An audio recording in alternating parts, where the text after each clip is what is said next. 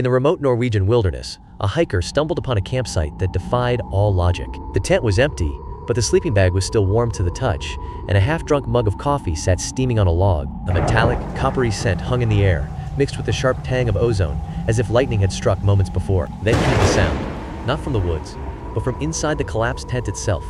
A wet, rhythmic scratching, like fingernails dragging through mud. The hiker froze, every muscle locking as a primal dread took hold, his breath hitching in his throat. From the darkness within, a voice whispered, not in Norwegian, not in any language he knew, but in perfect, chilling English. I haven't eaten in 47 years.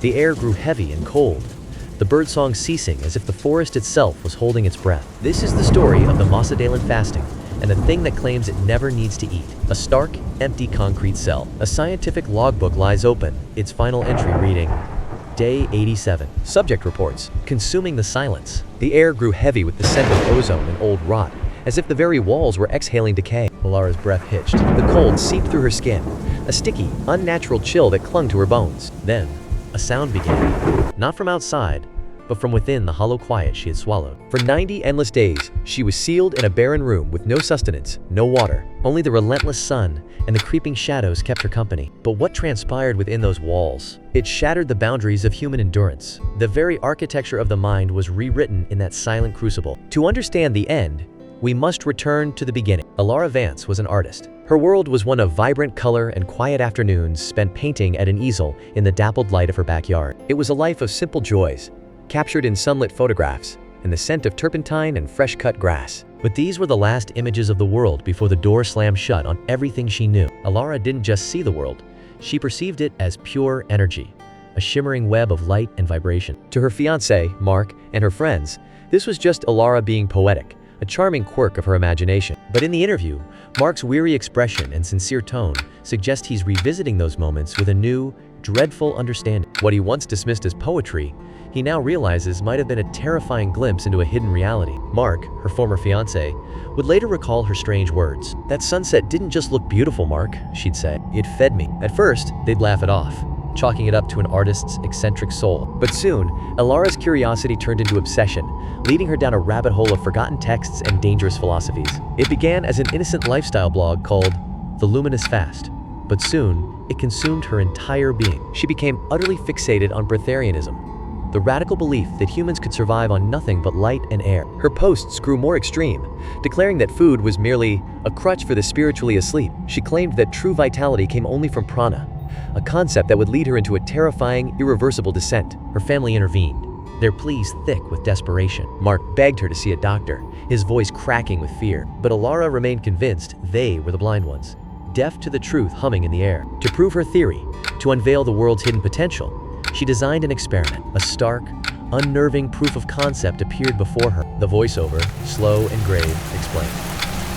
She had sought out a private research institute, one that thrived in ethical shadows. There, she signed her life away for 3 months. Her goal? To document her transition to pranic nourishment, sustaining herself on breath and light alone. They built a 10 by 10 foot concrete cell in a nondescript facility outside Reno, Nevada. A sealed door, a corner camera, a bed, a toilet, and one small, high window facing east. The air inside carried the damp, metallic scent of poured cement, and the only sound was the faint hum of the camera. On June 21st, the summer solstice, Elara Vance stepped inside, and the heavy door sealed shut behind her, with a final, metallic thud. In the grainy black and white security footage, we see Elara on day 1. She sits cross-legged in that solitary patch of sunlight, her eyes closed. Her breaths are deep and measured, the only movement in the oppressive stillness. The first week was a manifesto of eerie transformation. She'd meditate for hours in that single beam, calling it her meal, her voice growing thin yet unnervingly bright. A faint, dry scent of old paper and dust hung in the air as she spoke of feeling lighter, clearer. The hunger pangs, she whispered to the lens, are just the old body crying out for its poison. I'm not denying myself. I'm choosing a purer source. But by day 14, Dr. Peters' clinical logs shift. His observations curdle with a new, personal dread. The air in the observation room grew thick with the scent of ozone and cold sweat. His final entry was a single sentence, the ink blotted as if his hand had seized. Peters. Log. Day 14. The subject shows the first signs of physical depletion, a 12% weight loss. Yet her mood remains alarmingly euphoric. She speaks of the sunlight as having texture and flavor. Security footage confirms it. Elara is noticeably unnervingly thinner. She no longer just sat in the sun. Her hands began to move through the light with a deliberate slowness, as if gathering some unseen substance. She brought her cupped palms to her lips and drank, the gesture unnervingly precise. This was the moment observable reality fractured. Elara stopped reporting hunger. A heavy, metallic scent, like ozone after a storm, lingered in the air where she sat. Then she began describing sensations that defied all logic. She claimed morning light felt hydrating and crisp, like cold water on parched skin. Afternoon light became dense and heavy, she said, like thick, warm bread pressing against her. It was profound dissociation. Her body consumed itself, while her mind constructed an entire sensory world to explain its survival. She wasn't lying. She was experiencing it. By day 45, she was skeletal. Her movements became slow, ritualistic. The obsession shifted. It was no longer about finding it, but becoming it. The air grew thick with the scent of ozone and old rot,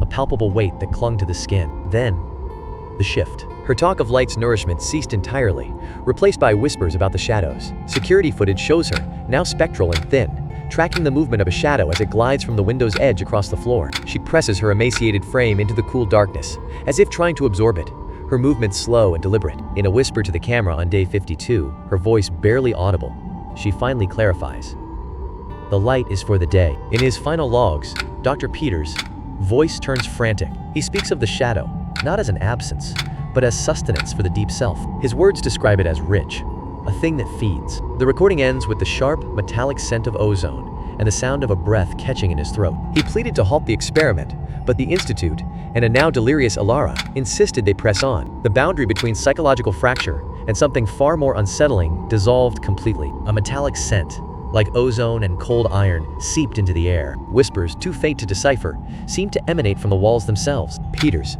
log, day 67. Subject now categorizes different shades of gray, calling the deep shadow by the window a hearty stew, and the faint dusk shadow a thin broth. She's mapping a grotesque menu onto emptiness. Security footage shows Elara serving imaginary portions of shadow from one part of the floor to another. She feeds a patch of darkness to a corner, then bows to it. Her world had completely inverted. The concrete cell was no longer a prison. It was a banquet hall of absence. The camera was her only dinner companion, its lens a silent witness to her isolation. Those shifting patterns of illumination and shadow became her entire world, the sole rhythm to her existence. Then, on the 89th day, the feed dissolved into a violent burst of static. When the image resolved, it was back to the familiar grain.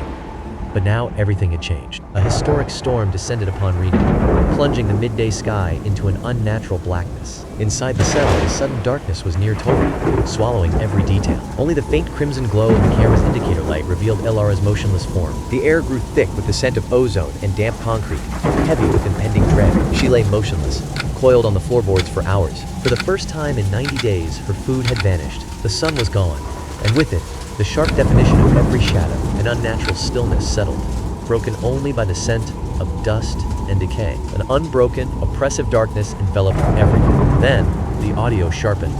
A dry, rasping whisper cut through the void. Elara's voice, cracked and barely human, gasped, "Starving." So dark.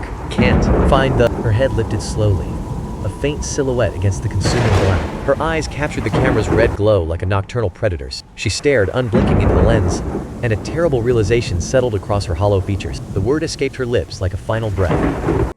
"You." Then she began to drag herself painfully across the floor, moving not toward escape, but toward something unseen. Her eyes locked onto the only light piercing the room's oppressive darkness, the tiny crimson LED of the security camera. She stumbled to the wall beneath it, the damp concrete leaching warmth from her skin. Looking up, her mouth hung open in ragged, panicked gasps. The faint, metallic scent of ozone filled the air around the device. Her skeletal hand trembled toward the crimson dot, fingers stretching not to touch, but to cup its faint glow from the air. Elara released a desperate, starving sigh that smelled faintly of ozone and decay. "Warm," she whispered, the word hanging in the damp air like a final prayer. Then her body went limp, collapsing in a heap on the cold stone floor with a sickening thud. The crimson light caught the unblinking, glassy surface of her eye. Suddenly, the scene shifts to the sterile glare of medical lights. Elara Vance lies emaciated on the gurney, an IV line taped to her frail arm. Though alive, her eyes hold a terrifying vacancy, a hollow shell where a person once was. The staff intervened immediately, rushing a broken Elara to the hospital. Medically, she was a miracle of starvation.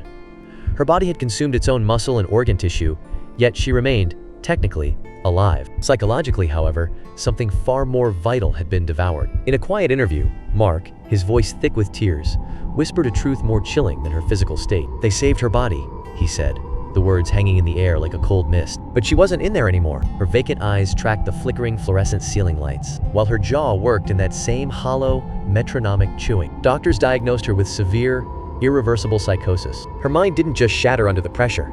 It forged a desperate bridge to survive, then set it ablaze behind her. Now, the stale, antiseptic air of a long-term care facility is her world. The only sound is the soft, rhythmic click of her jaw, a lonely echo in the sterile silence. In the final, authorized image, Elara is seated in a sunroom, a blanket pulled tight around her shoulders. Her gaze is not directed at the vibrant life outside. It is locked, instead, on the shadow pooling beneath her own chair. The air in the room feels thin and still, holding its breath with her. Her hand rests slightly extended, fingers curled in the dark shape on the floor. She never speaks. She never paints. But the staff have noticed something peculiar. On sunny days, they find her in the patches of light. On overcast days, a palpable agitation would seize her, until they positioned her chair beside a bookshelf, its long, defined shadow falling across her. Only then would the tension drain from her body, replaced by an unsettling stillness. The air in the room grew heavy, thick with the scent of old paper and something faintly metallic. And in that shadow's embrace, she found a silence so profound it felt less like peace and more like a waiting. Her expression is inscrutable, neither serene nor anguished, but utterly absorbed. The air hummed with a faint, metallic tang, and a cold dampness clung to the skin. So what did Elara Vance prove? Did she tap into some hidden, impossible human potential? Or did her mind, in its desperate struggle to endure, perform the ultimate illusion, persuading itself that nothing was everything? The music swells, then plummets into a void of silence. Voiceover. She survived, but ask yourself, what is she surviving on? And if you were locked away for 90 days, with only the light and the dark, what terrible sustenance would your own mind convince you to consume? The screen plunged into absolute blackness. That same labored heartbeat returned, each thud slow and strained. It echoed for 3 agonizing seconds. Then, the sound was severed, leaving a void of pure, unsettling quiet.